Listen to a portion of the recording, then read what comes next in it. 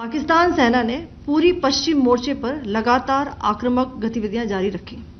उसमें यूकैप drones, long range weapons, loitering munitions और लड़ाकू विमानों का उपयोग कर भारतीय सैन्य ढांचे को निशाना बनाया। नियंत्रण रेखा पर भी ड्रोन घुसपैठ और भारी कैलिबर हथियारों से गोलाबारी की। अंतर्राष्ट्रीय सीमा और एलओसी पर श्रीनगर से नलिया तक 26 से अधिक स्थानों पर हवाई घुसपैठ के प्रयास किए गए। भारतीय सशस्त्र बलों ने अधिकांश खतरों को सफलतापूर्वक निष्क्रिय किया।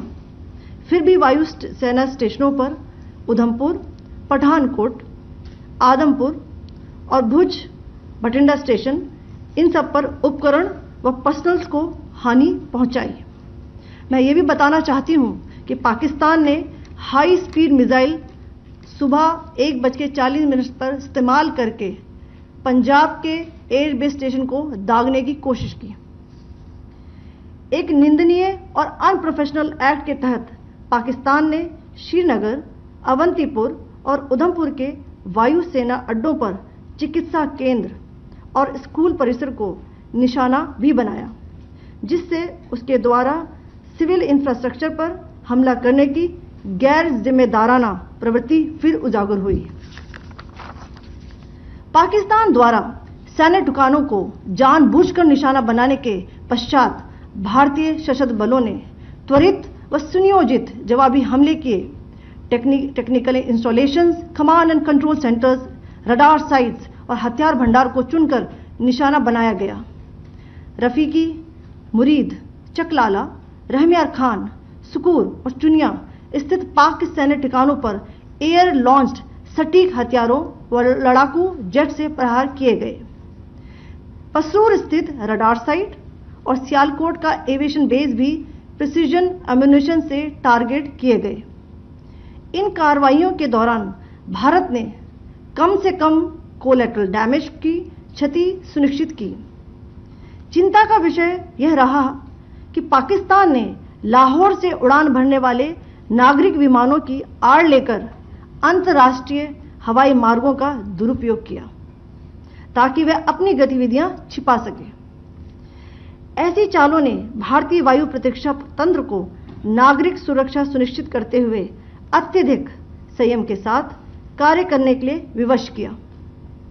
साथ ही साथ पाकिस्तान ने मिस इन्फॉर्मेशन का सहारा लेते हुए आदमपुर स्थित S-400 प्रणाली, सूरतगढ़ व सिरसा के हवाई अड्डों, नगरोटा के ब्रह्मोस बेस, देहरागिरी के तोपखाना पोजीशन तथा चंडीगढ़ के अग्रिम गोला बारूद डिपो को नष्ट करने के झूठे दावे सोशल मीडिया पर फैलाए। भारत इन फॉल्स नैरेटिव्स को पूर्णतः खारिज करता है। नियंत्रण रेखा पर पाकिस्तान ने ड्रोन घुसपैठ और भारी तोपखाना गोलाबारी के कई प्रयास किए। कुपवाड़ा, बारामूला, पुंछ, राजौरी और अखनूर सेक्टर्स में तोप, मोर्टार एवं हल्के हथियारों से भीषण गोलाबारी जारी रही। भारतीय सेना ने प्रभावी व तुलनात्मक प्रत्युत्तर देते हुए पाक सेना को काफी क्षति पहुंचाई। पाकिस्तान सेना के अग्रिम क्षेत्रों में सैनिकों की डिप्लॉयमेंट बढ़ती दिख रही है, जो स्थिति को और भड़काने की मंशा दर्शाती है। भारतीय सशस्त्र बल पूर्ण परिचालन तत्परता की स्थिति में है। अभी तक सभी शत्रुतापूर्ण कार्रवाइयों का प्रभावी ढंग से सामना कर उपयुक्त जवाब दिया गया है। भारतीय सशस्त्र बल दोहराते हैं कि वे तनाव वृद्धि नहीं चाहते, बशर्ते पाकिस्तान भी ऐसा ही व्यवहार करे। आखिर में आपको कुछ वीडियो दिखाना चाहती हूं, जहां पर इंडियन आर्मी के वेपन्स एलओसी पर पाक के एसेट्स को ध्वस्त करते नजर आ रहे हैं।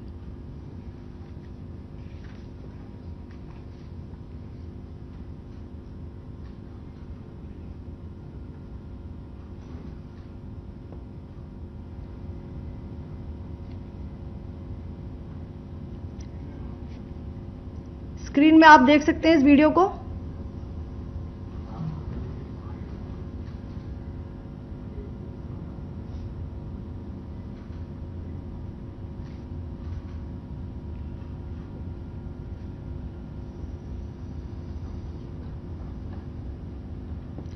धन्यवाद।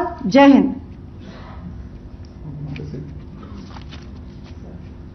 Pakistan military continued with its provocations, carrying out aggressive actions employing multiple threat vectors all along the western border.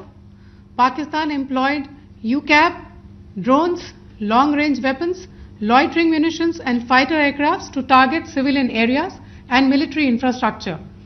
Pakistan military also resorted to air intrusions using drones and firing of heavy caliber weapons along the line of control. Along the international border and the line of controls, air intrusion and several harassment attacks were also attempted from Srinagar till Nalia at more than 26 locations. Indian Armed Forces successfully neutralized these threats and majority of the vectors. However, limited damage was sustained to equipment and personnel at Indian Air Force stations at Udhampur, Pathankot, Adampur and Bhuj. There were also several high-speed missile attacks noticed subsequently after 0140 hours in the night at several air bases in Punjab.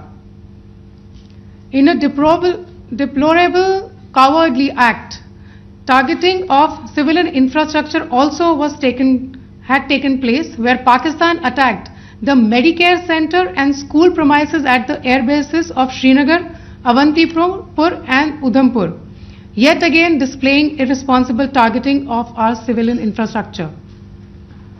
In a swift and calibrated response, Indian Armed Forces carried out precision attacks only on identified military targets. These included technical infrastructure, command and control centers, radar sites and weapon storage areas.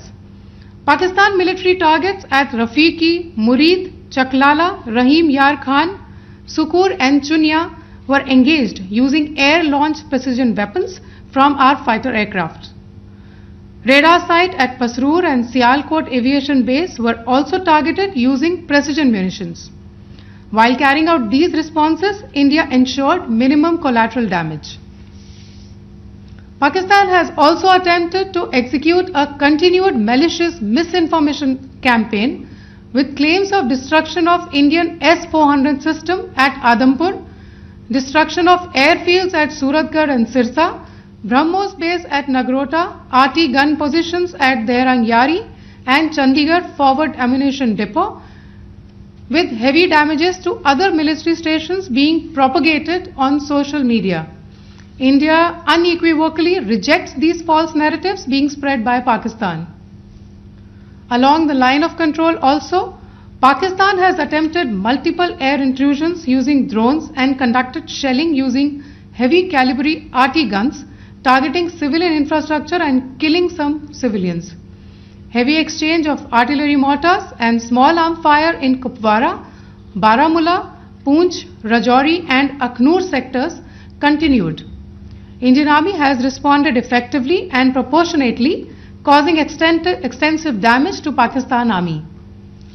Pak military has been observed to be moving their troops into forward areas, indicating offensive intent to further escalate the situation. Indian Armed Forces remain in a high state of operational readiness. All hostile actions have been effectively countered and responded appropriately. Indian Armed Forces reiterate their commitment to non-escalation, provided it is reciprocated by the Pakistan military. At the end, I would also like to show you a few images of Air Force bases in the Punjab sector and Rajasthan sector, where it is mighty clear that we are debunking the Pakistani claims of causing destruction at these air bases. You can yourself see the normalcy in these Air Force stations. This is Sirsa, Suratgarh. The runways are intact.